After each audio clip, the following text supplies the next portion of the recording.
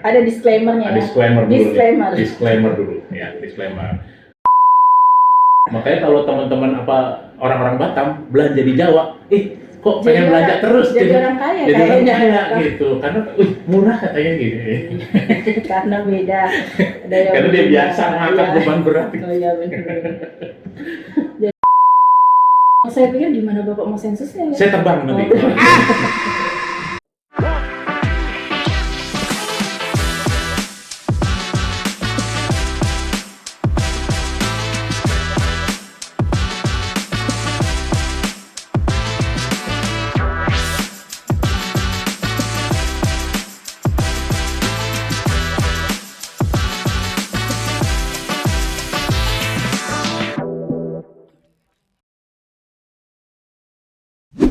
Dari Batam ke Pekansari, beli swasta di Kota Tinggi.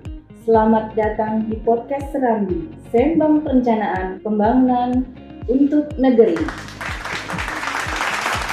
Assalamualaikum warahmatullahi wabarakatuh. Halo Sobat Serambi, apa kabar semuanya? Sebelumnya, Serambi adalah podcast pojok audisi Bapeda Kota Batam. Setelah 1 tahun kita tayang di episode keempat ini di periode akhir 2025, kami bermetamorfosis menjadi Serambi, Sembang Perencanaan Pembangunan Membangun Negeri.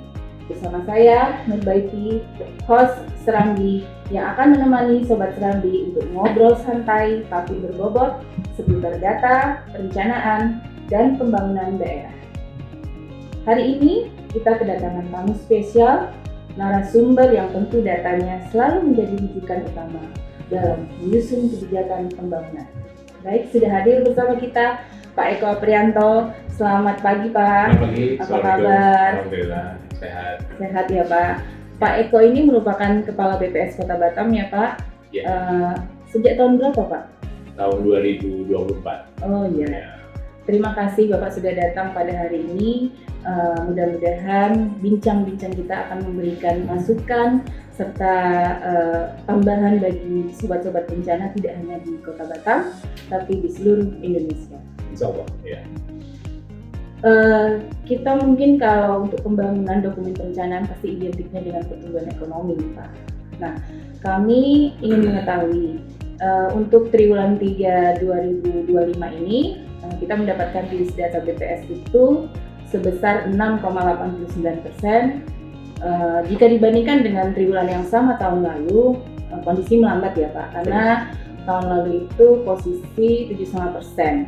Nah, kira-kira nih Pak, ini nggak apa-apa sedikit ya Pak, agak forecasting ya. Ya, walaupun BPS hanya istilahnya mencatat kondisi, menurut BPS nih kalau untuk tahun 2025 Batam bisa mencapai di atas angka 7% atau di bawahnya kalau melihat dari fenomena yang terjadi ini ya Pak. Gimana? Jadi di awal saya perlu disclaimer dulu nih ya. Ya. Ada disclaimer-nya ya. Disclaimer dulu ya, disclaimer bahwa BPS pada prinsipnya dari pusat secara umum adalah tidak memberikan angka proyeksi selain penduduk. Oh betul ya. Jadi untuk pertumbuhan ekonomi ataupun hal-hal terkait pertumbuhan lainnya gitu di luar pertumbuhan penduduk, BPS hanya memotret apa yang sudah terjadi. Ya, nah, tidak memproyeksi. Tidak memproyeksi. Nah, jadi terkait pertanyaan tadi, bagaimana kira-kira di Kota Batam ini untuk tahun 2025 ya? Untuk tahun 2025 saya hanya bisa menyampaikan untuk pertumbuhan di triwulan 4 sendiri nanti baru akan dikumpulkan datanya di bulan Januari, insya Allah di tahun 2026 gitu ya. Nah, seandainya memang segala macam potensi yang ada di Batam ini terus berkembang ya, bukan tidak mungkin ya pertumbuhan ekonomi di Kota Batam itu bisa paling tidak bisa 7 atau lebih gitu ya. Nah, itu. Tapi Batam memang punya potensi untuk itu. Nah, hanya saja untuk datanya nanti, bagaimana hasilnya, ya kita lihat nanti setelah pengumpulan datanya di Januari untuk triwulan 4, setelah itu kita baru mengukur sepanjang tahun itu berapa pertumbuhannya. Jadi kira-kira datanya rilis bulan apa, Pak? Kalau datanya rilis itu kalau secara aturan dari BPS Pusat sendiri, ya, setelah triwulan berakhir, itu 45 hari adalah akan sekitar 35 sampai 40 hari itu akan keluar angka untuk nasional dan provinsi. Jadi setelah 40 hari ya, kayak 35 hari ibu melahirkan. Ibu melahirkan ya, nifas. 40 hari ya. Jadi sekitar 35 hari lah. Oh ya. Jadi hitungannya kurang lebih seperti ini. Misalkan nih bulan Desember nih, berakhir tanggal 31 Desember. Ya. Nah, kurang lebih sekitar 35 hari, ya. Itu di tanggal 5 Februari, kalau bukan hari libur ya, libur, itu insya Allah akan dirilis untuk angka nasional dan angka provinsi. Untuk kota? Untuk kotanya tambah lagi kurang lebih sekitar 35 sampai 45 hari lagi. Gitu. Jadi kurang lebih Maret pertengahan. Ya. Ancar-ancarnya antara di awal Maret sampai pertengahan Maret. Nah, seperti itu. Baru data pertumbuhan ekonomi tahun 2025 akan keluar. Sehingga sobat perencana semua, berarti dalam menyusun dokumen RKPD di Ranwal kami masih menggunakan angka triwulan 3. Ya. Begitu nanti di Maret, berarti pada saat proses kami sudah mencapai rancangan akhir, baru angka pertumbuhan ekonomi 2025 bisa kita masukkan dalam dokumen perencanaan. Dan sebenarnya kalau nggak ada perubahan ya, sebagaimana tahun-tahun sebelumnya, itu di akhir Februari itu sudah keluar di buku daerah dalam angka. Itu ada di situ daerah dalam angka, walaupun belum keluar yang triwulan 4 ya.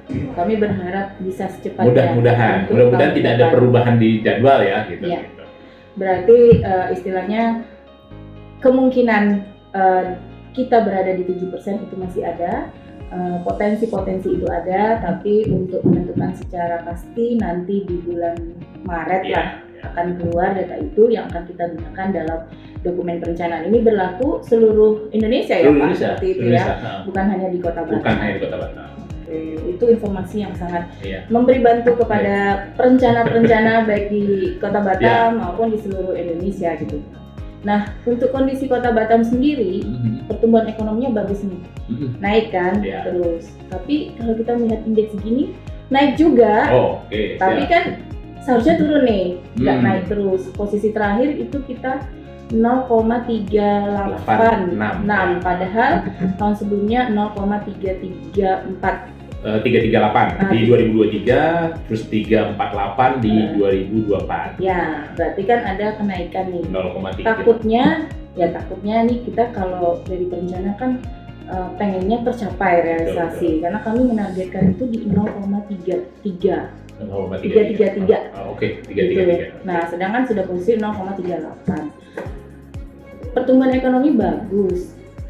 Penduduk miskin menurun, ya kan, persentase kemiskinan menurun. Tapi indeks Gini-nya kita terus naik. Kira-kira ini faktor apa yang menyebabkan hal tersebut, Pak? Sebenarnya ini fenomena umum ya. Boleh dibilang ini fenomena umum untuk kota-kota yang semakin berkembang. Oh, bukan hanya Batam berarti ya? Ada kota-kota lain. Ada kota-kota lain. Kenapa demikian? Memang pertumbuhan ekonomi saat ini kan sedang gencar-gencarnya nih. Nah, hanya saja secara tidak, mungkin secara disadari juga ya, mau nggak mau kita menggenjot ke atas nih.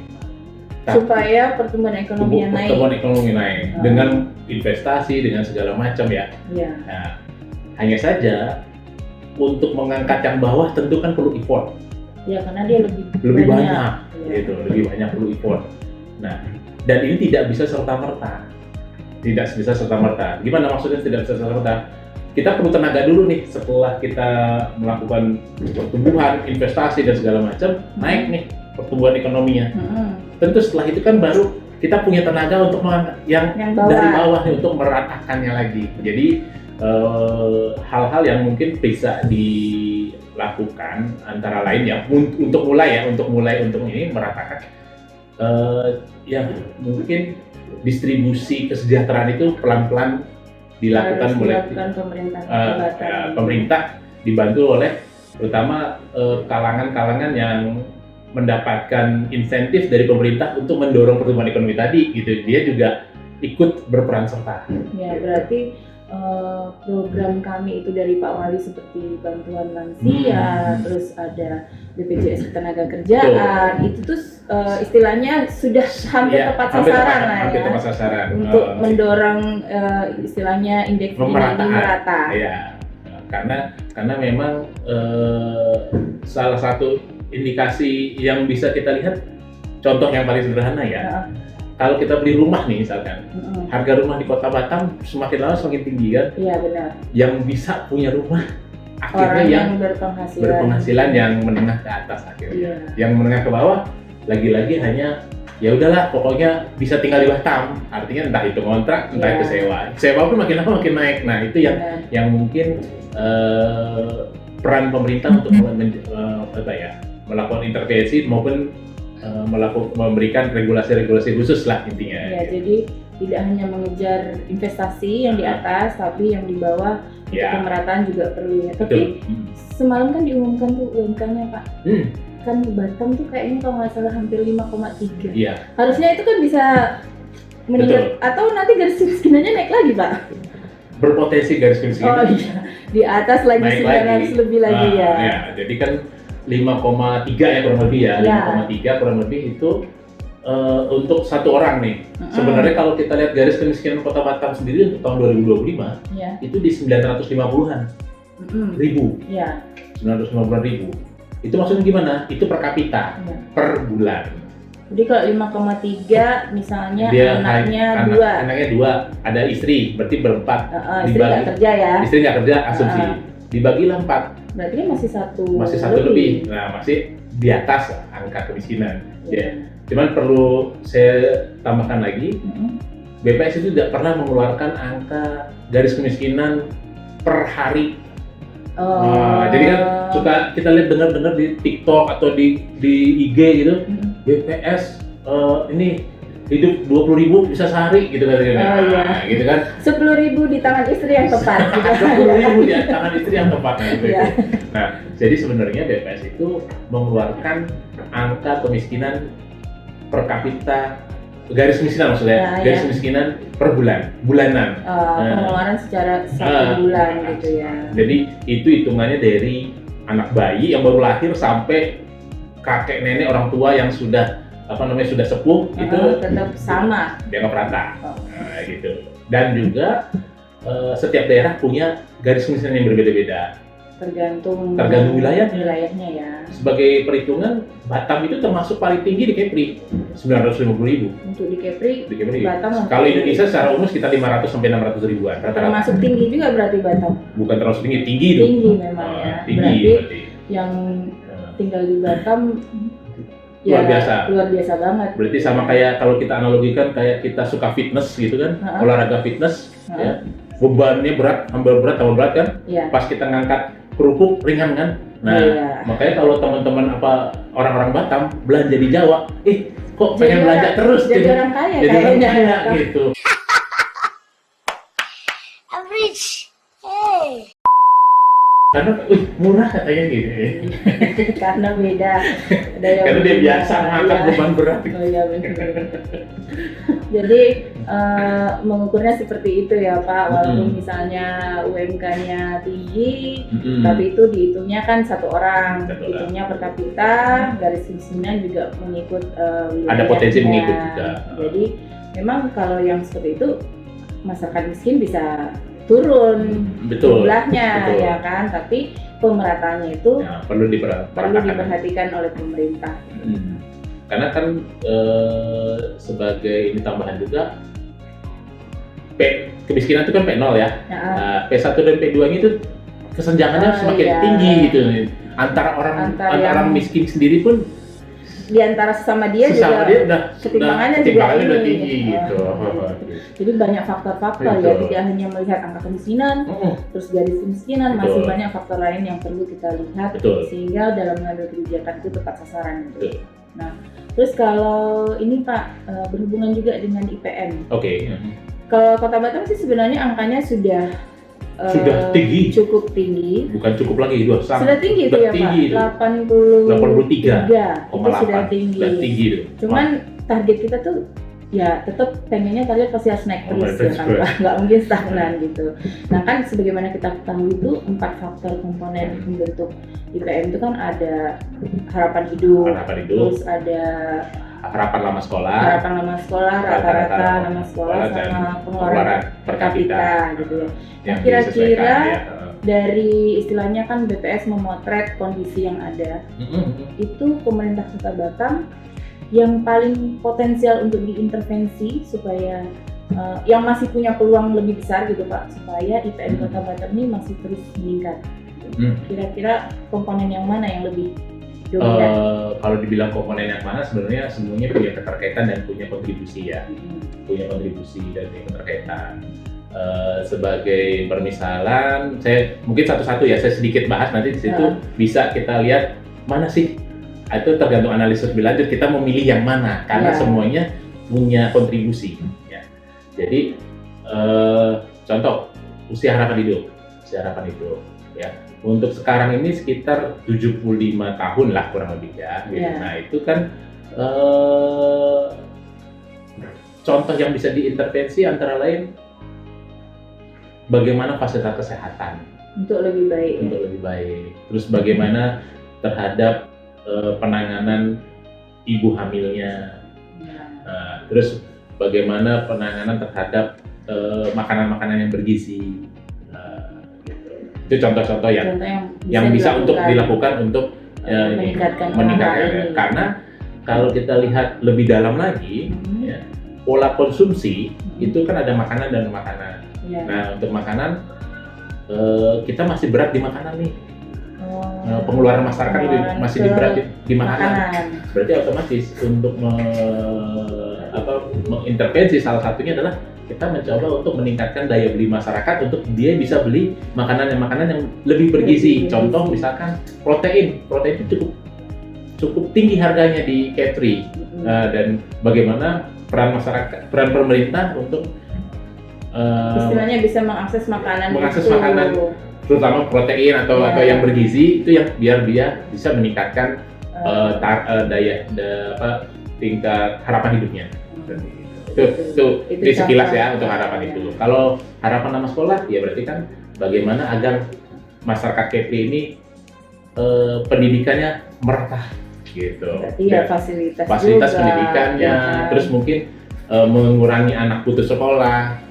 Nah, bagaimana mengurangi anak putus sekolah? Kita lihat dulu penyebabnya. Apakah dia putus sekolahnya karena memang budaya tanda kutip ya, atau karena memang tidak mampu ekonomi, atau aksesnya. Nah, jadi kalau akses misalkan dia di pulau gitu kan, sekolahnya di pulau lain.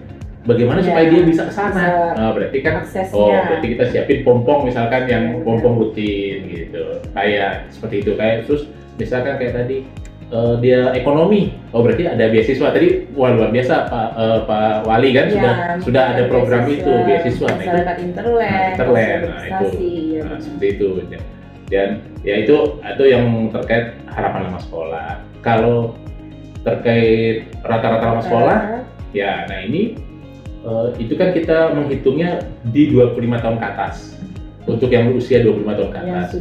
Yang sudah lepas sekolah sebenarnya. Nah, tapi kita lihat di situ ternyata di Batam itu masih kisaran SMA ya gitu. Nah, bagaimana kita ingin meningkatkan itu lagi supaya di atas lebih naik lagi lah intinya rata-rata lepas sekolah ya. Beberapa hal misalkan kita bisa menggunakan kejar paket misalkan gitu. Itu program itu sudah ada juga. Ada kan? Memberikan beasiswa mungkin. Ya. Terus mungkin juga kan banyak nih dari perusahaan-perusahaan ada CSR. Mungkin sebagian bisa dialihkan untuk investasi pendidikan ke masyarakat. Ya, seperti itu. Nah, kalau pengeluaran tadi berkaitan sama tadi yang makanan bergizi yang saya sebutin kurang lebih pola konsumsi tadi. Itu yang harus diintervensi oleh Nah, jadi dari situ kira-kira mungkin tidak bisa sekaligus empat-empatnya, mana nih yang ini. Nah, itu perlu kajian lah nanti dari teman-teman perencana yang tergantung kemampuan yang saat ini yang mana seperti apa. Atau kita bisa sama-sama. Kenapa? Karena itu bisa dibagi per OPD mungkin ya, misalkan OPD atau per urusan gitu kan. Nah, memang tidak bisa dilakukan oleh satu perangkat nggak bisa saja. Dia harus ada lintas perangkat daerah seperti itu. Nah, ini untuk yang terakhir nih Pak, pertanyaan. BPS kan tahun 2026 itu akan melakukan sensus ekonomi ya Pak. Mungkin Bapak bisa sedikit menjelaskan fokusnya ke apa sensus ekonomi yang dilakukan dan sejauh mana kesiapan BPS dalam menyiapkan sensus ekonomi. Ya, betul. Ya, terima kasih. Jadi di tahun 2026 itu insya Allah BPS akan melakukan sensus ekonomi. Ya, sensus ekonomi itu sendiri dilakukan BPS di tahun-tahun yang berakhir angka 6. Oh gitu, jadi setiap yang angka 6 pasti dilakukan insya Allah dilakukan sensus ekonomi. Kalau di angka 3 itu pertanyaan. Ilmu baru nih Pak. Oh gitu ya? Ya, berarti angka 6 nanti 2036 baru dilakukan lagi sensus ekonomi. Nah, jadi sensus ekonomi untuk tahun 2026 itu akan mencakup seluruh usaha di luar pertanian. Di luar pertanian? Iya. Kalau pertanian? Sudah di 2023 kemarin, di sensus pertanian. Oh, kalau tiap angka 3? Tiap angka 3 sensus pertanian. Oh, tiap angka 6 sensus ekonomi di luar pertanian. Iya. Di angka 0 itu sensus penduduk. Oh, iya. 2010, 2020, 2023. Angka 9 nggak ada Pak? Nggak ada. Oh, nggak ada. Cuma 0, 3, sama 6. Nggak ada, makanya itu lambang BPS itu ada 3 warna, itu melambangkan 3 kali sensus. 3 kali sensus. Oh gitu. Biru itu penduduk, hijau itu pertanian, orange itu ekonomi. Pantas Pak Eko hari ini pakai baju orange gitu. Nah, jadi kita kembali ke sensus ekonomi. Ya, jadi sensus ekonomi itu tahun 2026 insya Allah kita akan melakukan pendataan untuk seluruh pelaku usaha, baik darat, laut, dan udara. Kok bisa masuk darat, laut, dan udara? Itu gimana? Darat ya, mulai dari industri kecil, mikro, kecil, menengah, sedang, sampai besar. Ya. Kalau laut? Ya kita kan usaha-usaha laut, transportasi segala macam kita data juga. Yang di laut kita data gitu. Kalau udara? Udara itu online. Oh, saya pikir gimana Bapak mau sensusnya ya? Saya terbang nanti. Jadi online. Jadi yang online itu kita mulai untuk merambah ke yang online untuk tahun 2026. Itu baru ya Pak? Karena kan untuk online baru booming itu di 10 tahun terakhir ini, gitu. Walaupun era digitalisasi. Nah, jadi itu. Nah, terkait kategorinya sendiri, untuk di tahun 2026, insya Allah kita akan menggunakan KBLI terbaru. KBLI 2025. Mengikut KBLI 2025 kategori usaha-usaha. Ya, jadi seperti itu. Jadi mengenai jadwalnya sendiri itu untuk secara mandiri itu di bulan Mei. Di bulan Mei baru dimulai sensus ekonomi. Ya, Mei untuk mandiri. Untuk turun ke lapangan, petugas yang mendata itu di Juni dan Juli. Nah, di Agustus itu penyisiran, gitu. Kurang lebih seperti itu untuk sensus ekonomi. Ya, istilahnya mulainya Mei, nanti Juni Juli ada turun ke lapangan, Agustus finalisasi lah. Nah, jadi Mei itu sebenarnya udah turun ke lapangan, tapi petugas organik. Yang dari masyarakatnya sendiri. Pegawai BPS yang melakukan pendekatan kepada pelaku-pelaku usaha, terutama usaha-usaha industri, intinya yang ada asosiasi. Makanya kami karena memerlukan bantuan dari berbagai pihak nih, dari asosiasi, dari pemerintah daerah udah jelas tuh, pasti itu, untuk mendukung itu. Ya, harapannya nanti untuk yang pelaku di Juni-Juli itu kan udah tinggal yang UMKM nih, gitu. Jadi yang banyak lagi yang besar-besar yang itu udah di bulan Mei secara mandiri, harapannya gitu. Mudah-mudahan. Ya, mudah-mudahan sensus 2026 nanti akan berjalan sukses ya Pak. Insya Allah, amin. Mudah-mudahan didukung oleh Bapak Dhani. Ya, siap. Baik Sobat Serambi, tidak terasa obrolan kita sudah sampai di penghujung episode. Banyak sekali ilmu dan masukan yang sudah kita dapatkan. Terima kasih banyak kami sampaikan ke Pak Eko. Mudah-mudahan penjelasan, insight dan data-datanya tadi bermanfaat bagi perencanaan pembangunan baik di Kota Batam maupun di seluruh Indonesia. Terima kasih juga untuk Sobat Serambi yang sudah setia menyimak dari awal sampai akhir.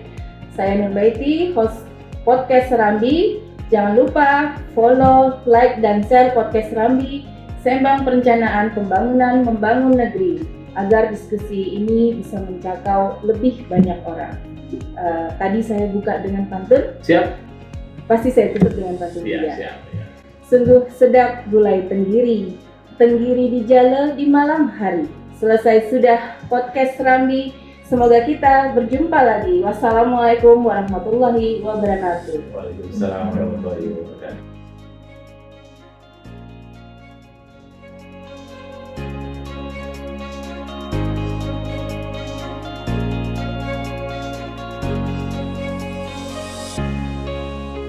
Serambi. Hari ini cuaca lagi Ini ya, tapi macam mana ini? ya diturunin aja. Nah gitulah. Serambi, Sembang Perencanaan Pembangunan Itu untuk negeri. Jangan lupa. Kayak pintu ditutup deh, masuklah. Pintu ditutup. Tadi tutup. Tunggu, orang kan ambil tisu. Allah. Mana itu? Mengukur sepanjang tahun itu berapa? Jadi kira-kira datanya rilis bulan Oktober. Kalau datanya rilis itu kalau secara